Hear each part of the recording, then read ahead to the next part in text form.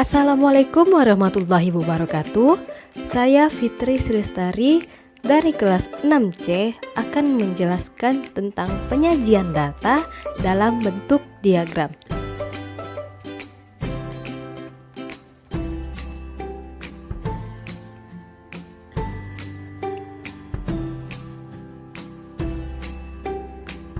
Pengertian grafik atau diagram.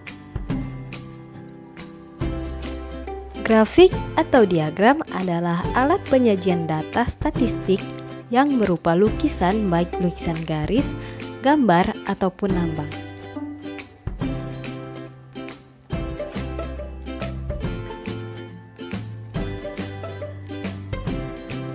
Tujuan untuk menyajikan data dalam bentuk diagram atau grafik. Yang pertama yaitu mempertegas dan memperjelas penyajian data. Maksud dari kegunaan mempertegas dan memperjelas pencarahan yang telah disajikan sebagai daftar dan sebagai pengganti bagi pencarahan frekuensi yang berbentuk sebagai daftar. Yang kedua yaitu mempercepat pengertian. Maksudnya bahwa penyajian data dalam gambar akan lebih menjelaskan lagi persoalan secara visual. Yang ketiga yaitu menyatakan bahwa mengurangi kejenuhan melihat angka. Maksudnya dengan bantuan grafik, perangkat data yang besar dan kompleks dapat disajikan secara menarik menjadi suatu tampilan sederhana yang kompak. Dan yang terakhir yaitu menunjukkan arti secara menyeluruh. Maksud dari penjelasan ini yaitu gambaran untuk memperlihatkan atau menerangkan sesuatu data yang akan disajikan dan memudahkan pemberian informasi secara visual. Macam-macam diagram. Macam-macam diagram. Yang pertama yaitu ada diagram batang daun atau stem and leaf. Yang kedua ada diagram batang. Yang ketiga ada diagram garis.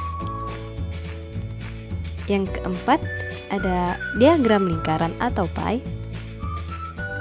Yang kelima ada diagram gambar atau piktogram. Yang keenam, histogram dan poligon frekuensi. Dan yang terakhir ada ogif. Diagram batang daun atau stem and leaf. Diagram batang daun atau stem and leaf diagram adalah menyajikan penyabaran dari suatu data sehingga secara keseluruhan data individu-individu dapat terlihat apakah ada kecenderungan data tersebut menyebar atau memusat pada suatu nilai tertentu atau nilai manakah yang paling sering muncul dan yang jarang muncul.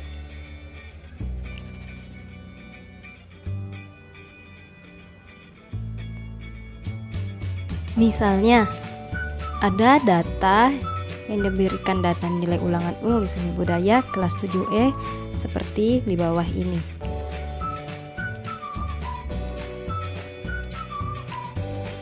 Jika data ini tidak disusun dalam suatu diagram, maka tidak segera terlihat kecenderungan penyebarannya. Gambar berikut ini akan menyajikan diagram batang daun untuk data yang tersedia.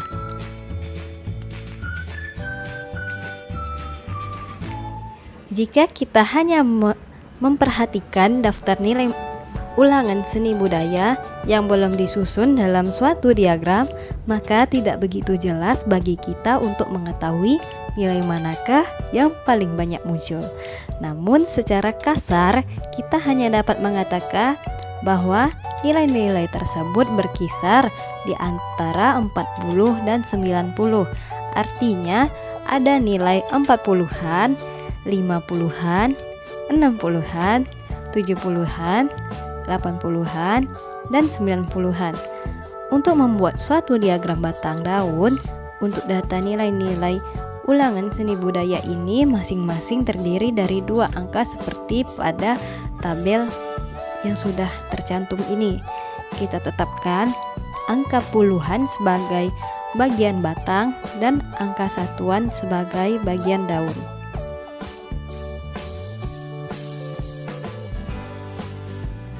Diagram batang. Diagram batang adalah diagram yang berbentuk persegi panjang dengan lebar yang sama dan digunakan untuk data yang berbentuk kategori.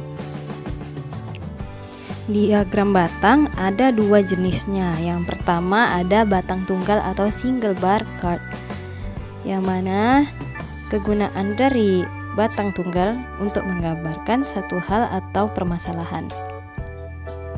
Dan ada batang ganda atau multiple bar chart yang berguna untuk menggambarkan lebih dari satu hal atau masalah.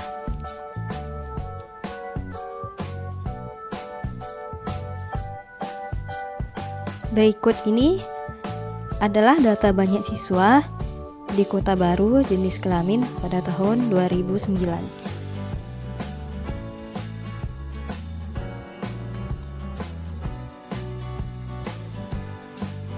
Kalau hanya diperhatikan jumlah murid tanpa perincian jelas kelamin, data tersebut bisa disajikan dalam diagram batang tunggal seperti yang kita lihat pada tabel ini, yang mana dituliskan bahwa jumlahnya saja. Dan bisa juga kita buat diagram batang 2 komponen dari sisi laki-laki dan perempuannya. Selanjutnya yaitu ada diagram garis.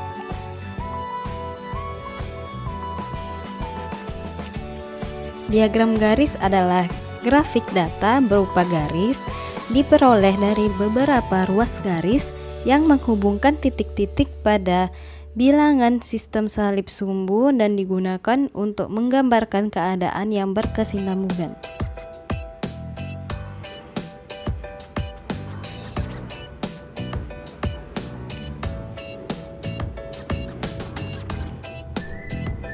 Contoh di bawah ini menyatakan penggunaan barang di sebuah pabrik selama 1971 sampai 1980 yang diagramnya yaitu, dan jika kita pindahkan ke dalam diagram garis seperti gambar yang di sebelahnya ini. Selanjutnya yaitu ada diagram lingkaran atau pie. Diagram lingkaran adalah penyajian data statistik dengan menggunakan gambar berbentuk lingkaran yang dibagi menjadi sudut-sudut sektor juring.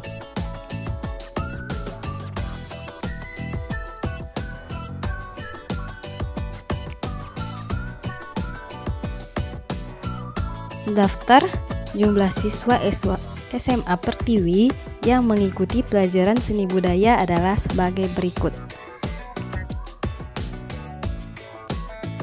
Untuk membuat diagram lingkaran, kita tentukan dulu besar persentase tiap objek terhadap keseluruhan data dan besar sudut pusat sektor lingkaran seperti tabel yang tertera pada sudut kiri bawah ini.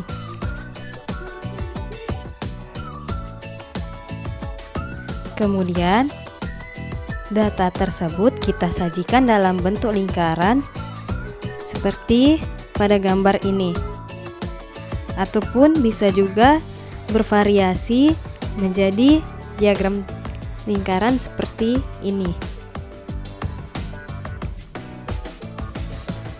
Selanjutnya yaitu ada diagram gambar atau piktogram.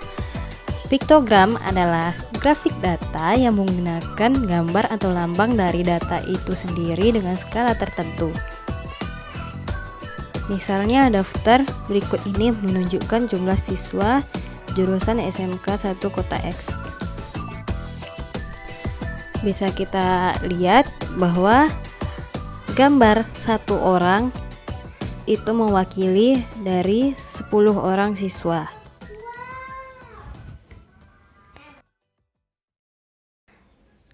Selanjutnya yaitu ada histogram dan poligon frekuensi.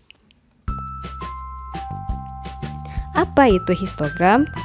Histogram adalah data yang telah disusun dalam bentuk tabel distribusi frekuensi dapat disajikan dalam bentuk diagram.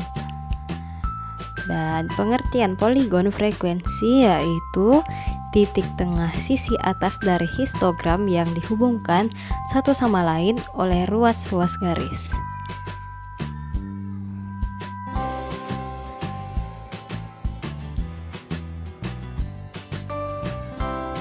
Berikut ini upah karyawan dalam ribuan per minggu dari sebuah perusahaan. Nah, ada langkah-langkah untuk membuat diagram ini, yaitu yang pertama membuat sumbu datar dan sumbu tegak yang saling berpotongan. Yang kedua menyajikan frekuensi pada tabel ke dalam bentuk diagram. Dan yang ketiga membuat poligon frekuensi. Sehingga menjadi seperti ini.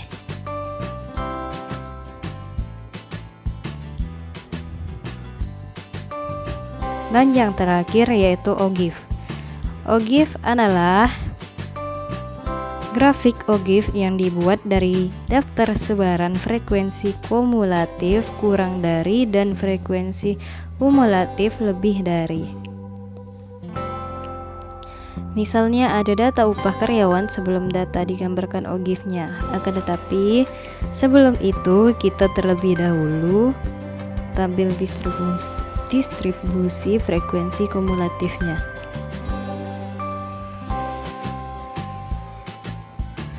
Nah, seperti ini tabelnya dan kemudian dipindahkan ke diagram OGIF seperti gambar di sebelah kanannya.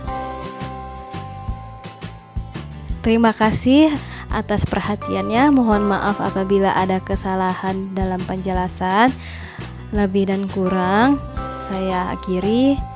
Dan sekian dari saya. Wassalamualaikum warahmatullahi wabarakatuh.